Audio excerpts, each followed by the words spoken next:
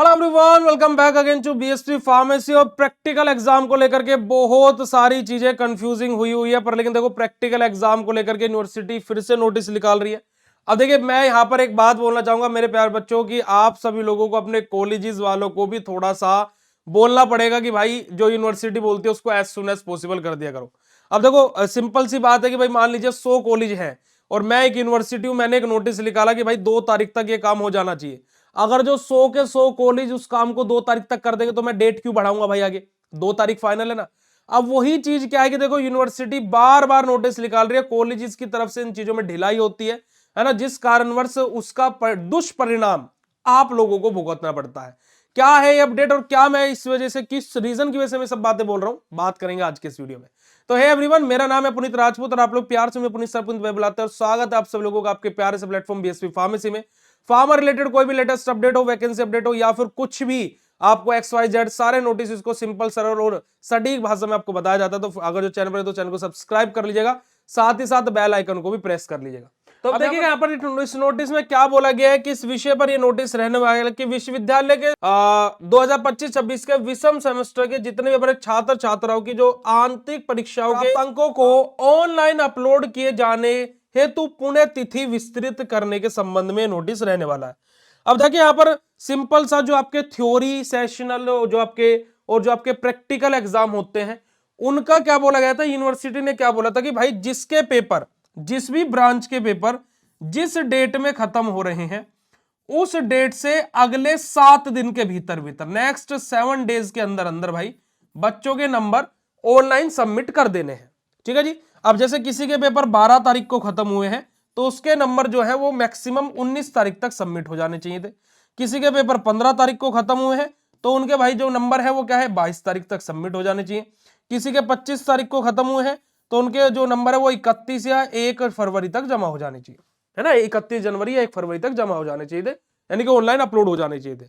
पर लेकिन यहां पर यूनिवर्सिटी को बार बार कॉलेजेस को देखो नोटिस देना पड़ रहा है। क्या बोला गया देखिएगा, माध्यम ऑनलाइन अपलोड करते हुए जो हमारे आंतरिक अंकों को क्या है बेटा जी, हमारा हस्ताक्षरित हार्ड कॉपी जो कि क्या है बेटा जी, कहां पर जो यूनिवर्सिटी में जमा होती 15 जनवरी 2025 तक जमा किए जाने की सूची दी गई थी। पहले क्या था कि यहाँ पर जो हार्ड कॉपी भी है ना, जो बेसिकली जो बच्चों के जो पेपर हुए थे अपलोड किए जाने थे वो 9 जनवरी तक के अपलोड किए जाने थे और साथ ही साथ उनका जो हार्ड कॉपी थी वो 15 जनवरी तक सबमिट की जानी थी। अब उस डेट को आगे बढ़ाते हुए यहां पर यूनिवर्सिटी ने क्या बोला कि भाई अब आपको 29 जनवरी 2026 तक, है ना, तिथि विस्तृत कर दी गई है और आपसे जो आंतरिक अंकों की जो हस्ताक्षरित हार्ड कॉपी है वो आपको क्या बेटा जी, आपका बेसिकली 31 जनवरी 2026 तक आपको क्या करना, कार्यालय में प्रत्येक दशा में प्राप्त करना सुनिश्चित करें।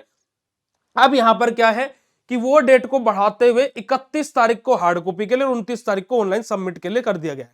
अब यहां पर मेरा क्वेश्चन ये है कि ये डेट्स इंक्रीज क्यों की जाती है? क्योंकि कॉलेजेस इस कार्य को सीरियस नोट पर कर नहीं रहे हैं भाई, जब तो डेट को एक्सटेंड किया जा रहा है। भाई सिंपल सी बात है कि भाई देखो, आप एक हायर अथॉरिटी पर हो, है ना, आपने, आपके नीचे 10 लोग काम करते हैं, आपने 10 के 10 लोगों को काम बोला कि भाई ये 10 तारीख तक ये काम खत्म हो जाना चाहिए। अब वो 10 के 10 लोग 10 तारीख तक उस काम को खत्म कर चुके हैं, तो भाई आप ये थोड़े ना बोलेंगे भाई अब 11 तारीख तक ये काम खत्म होगा, नहीं ना। आप क्या बोलेंगे भाई 10 तारीख तक खत्म हो गया, बात अच्छी बात है, तुमने 10 के 10 ने जमा कर दिया। अब क्या हुआ कि इनमें से 10 में से 8 ने जमा कर दिया, 2 रह गए। अब इन 2 को मौका देने के लिए क्या बोला जाता कि चलो 12 तारीख तक जमा कर देना। 12 तारीख तक भी ये 2 नहीं जमा कर पाए तो फिर बोला जाता चलो 15 तारीख तक जमा कर देना। तो ये तो कॉलेज की तरफ से गलतियां होती है ना। इसी कारणवश जब बच्चों का रिजल्ट आता है तो जो उनके इंटरनल मार्क्स हैं उसमें एब्सेंट आ जाना, है ना जी, या फिर क्या है वहां पर मार्क्स ही नहीं शो करना, ये सब क्यों होता है? क्योंकि ये कॉलेज की लापरवाही की वजह से ही होता है। तो मैं यहां पर हर एक कॉलेज से रिक्वेस्ट करूंगा कि भाई देखो, जो बच्चे हैं आप उन्हीं के बल पर चल रहे हैं, हम भी उन्हीं के बल पर चल रहे हैं, तो अगर जो आप उनके साथ में ही गलत करेंगे तो कितनी गलत बात है।